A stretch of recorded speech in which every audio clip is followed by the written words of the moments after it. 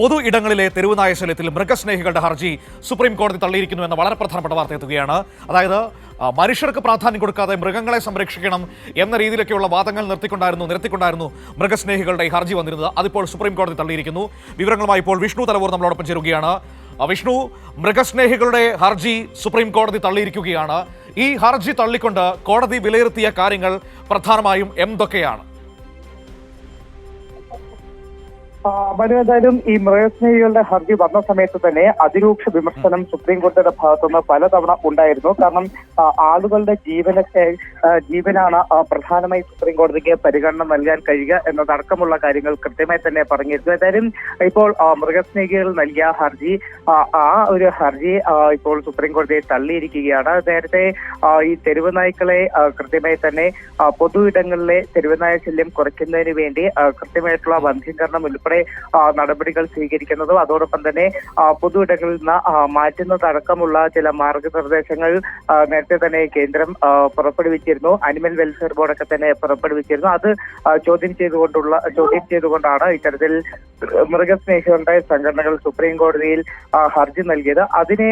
ആ ഒരു ഹർജിയാണ് ഇപ്പോൾ എന്തായാലും സുപ്രീം കോടതി തള്ളിക്കളഞ്ഞിരിക്കുന്നത്. അത് തള്ളിക്കളഞ്ഞതുകൊണ്ട് തന്നെ കൃത്യമായി തന്നെ സുപ്രീം കോടതി പറഞ്ഞു വെക്കുന്നത് ഇത് അതീവ ഗൗരവതരമായിട്ടുള്ള ഒരു വിഷയമാണ് എന്നതാണ്. പ്രത്യേകിച്ച് കുട്ടികളെ അടക്കം വലിയ തരത്തിലാണ് തെരുവുനായ ആക്രമണം ഉണ്ടാകുന്നത്. ഇതിന്റെ ചില കണക്കുകളും ഇന്ന് സുപ്രീം കോടതി കൃത്യമായി തന്നെ ചൂണ്ടിക്കാട്ടിയിട്ടുണ്ട്. കാരണം ആ ഒരു കണക്കുകൾ ചൂണ്ടിക്കാട്ടുമ്പോൾ സുപ്രീം കോടതി പറയുന്നത് ഈ ഒരു കർണാടകയിൽ മാത്രം ഈ 2024 ആദ്യത്തെ 4 മാസത്തിൽ മാത്രം കർണാടകയിൽ റിപ്പോർട്ട് ചെയ്തത് ഏകദേശം 2 ലക്ഷം തെരുവുനായ ആക്രമണ കേസുകളാണ്. അപ്പോൾ ഇതൊന്നും തന്നെ കണ്ടില്ല എന്ന് നടിച്ചുകൊണ്ട് ഈ മൃഗസ്നേഹികളുടെ ഹർജി അംഗീകരിക്കാൻ കഴിയുകയില്ല എന്നതാണ് സുപ്രീം കോടതി വ്യക്തമാക്കിയിരിക്കുന്നത്. പ്രത്യേകിച്ച് ഭരണ സംവിധാനങ്ങൾക്കും സുപ്രീം കോടതിയുടെ വിമർശനമുണ്ടോ? അതായത് ബന്ധപ്പെട്ട അധികാരികൾ നിർദ്ദേശങ്ങൾ നടപ്പിലാക്കുന്നതിൽ വീഴ്ച വരുത്തിയെന്ന് കോടതി നിരീക്ഷിച്ചിട്ടുണ്ട്. പല പ്രദേശങ്ങളിലും വന്ധ്യംകരണ വാക്സിനേഷൻ നടപടികൾ വേണ്ടത്ര ആസൂത്രണമില്ലാതെയാണ് നടത്തിയത് എന്നതടക്കമുള്ള വിമർശനങ്ങളും കോടതി മുന്നോട്ട് വച്ചിട്ടുണ്ടല്ലോ.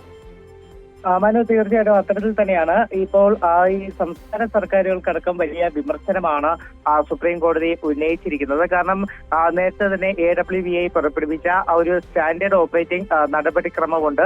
അതിൽ ഈ ഒരു വന്ധ്യീകരണം ഉൾപ്പെടെ കൃത്യമായി നടത്തണമെന്ന് നേരത്തെ തന്നെ സംസ്ഥാനങ്ങളോടടക്കം നിർദ്ദേശിച്ചതാണ്. പക്ഷേ സംസ്ഥാനങ്ങൾ ഇതൊക്കെ തന്നെ ഈ മാർഗനിർദ്ദേശം നടപ്പാക്കുന്നതിൽ വീഴ്ച വരുത്തിയിട്ടുണ്ട് എന്നതാണ് സുപ്രീം കോടതി നിരീക്ഷിച്ചിരിക്കുന്നത്. അതായത് ബന്ധപ്പെട്ട അധികാരികൾ നിർദ്ദേശം നടപ്പിലാക്കുന്നതിൽ വീഴ്ച വരുത്തി പല പ്രദേശങ്ങളിലും വന്ധ്യീകരണ വാക്സിനേഷൻ നടപടികൾ വേണ്ടത്ര ആസൂത്രണമില്ലാതെയാണ് നടപ്പിലാക്കിയത്. അപ്പോൾ ഈ അധികൃതരുടെ ഭാഗത്തുനിന്ന് വരുന്ന വീഴ്ചകളും ഈ തെരുവുനായ അക്രമം വർദ്ധിക്കുന്നതിന് കാരണമായിട്ടുണ്ട്. അതുകൊണ്ട് തന്നെ കർശനമായിട്ടുള്ള നടപടികളിലേക്ക് പോകണമെന്ന നിർദ്ദേശമാണ് സുപ്രീം കോടതി നൽകിയിരിക്കുന്നത്. അതായത് അവിടെ പ്രധാനമായി 2 കാര്യങ്ങളാണ് കോടതി നിരീക്ഷിച്ചിരിക്കുന്നത് അല്ലേ? ഒന്ന്, സുപ്രീം കോടതിക്ക് തെരുവുനായകൾക്കൊക്കെ അപ്പുറത്തേക്ക് മനുഷ്യരുടെ ജീവനാണ് ഏറ്റവും പ്രധാനപ്പെട്ടത്.